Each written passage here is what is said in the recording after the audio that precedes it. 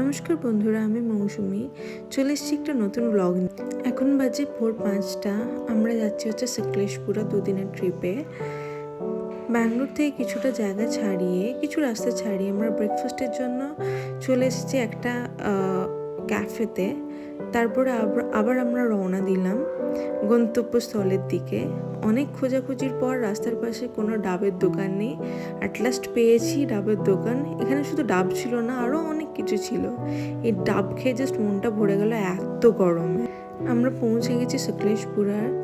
এখন দেখুন সব কিছু আমাদের ব্যাগপত্র নামানো চলছে। আর এই হচ্ছে আমাদের রিসর্ট, আর এই হচ্ছে আমাদের রুম।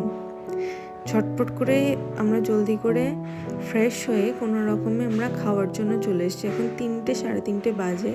তাদের রিকোয়েস্ট করে আমাদের জন্য সব লাঞ্চ রেখেছিল। আর এখানে খুব টেস্টি লাঞ্চ, বিশ্বাস করুন। একটু অন্যরকম লাঞ্চগুলো ছিল, যেমন সম্বর রসম, মানে সাউথ ইন্ডিয়ান স্টাইল বেশিরভাগ লাঞ্চটাই ছিল, কিন্তু খুব ভালো ছিল। আর এটা দেখছিলেন সাবুর পায়েস, সেটা খুবই বেশি ভালো ছিল, খুব টেস্টি ছিল। আমি এক বাটি থেকে চার বাটি তো খেয়েইছিলাম মনে হয়। এই খাওয়া দাওয়া শেষ করতে না করতে আমি একটুখানি পোজ দিয়ে ফটোস তারপরে রিসর্টের মধ্যেখানে ছিল কিছু অ্যাক্টিভিটিস, সেগুলো একটু করছিলাম, একটু মজা করছিলাম। কারণ সেদিনকেই আমাদের বেরোবার মতো কোনো এনার্জিও ছিল না, আর ইচ্ছেও ছিল না, তাই একটু রিসর্টেই চিল করছিলাম। সব হয়ে যাওয়ার পরে আমাদের টি টাইম হয়ে গেছে, তো তার জন্য স্ন্যাক্স, বিকালের আর টি দেওয়া হয়েছে। আর রাত্রেবেলা আমরা নেমে পড়েছিলাম পুলে।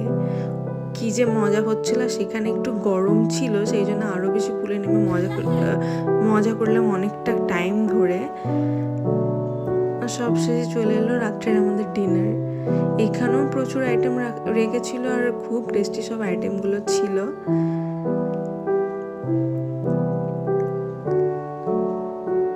আর এই ছিল শাহি পনির, যেটা খুব ভালো বানিয়েছিল।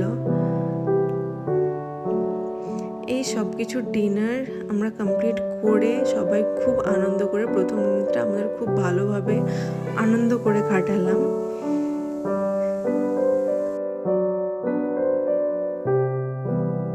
আমরা আড্ডা দিলাম আর ভালো করে ডিনার করলাম। চলো দেখা হচ্ছে নেক্সট ব্লগে। টাটা।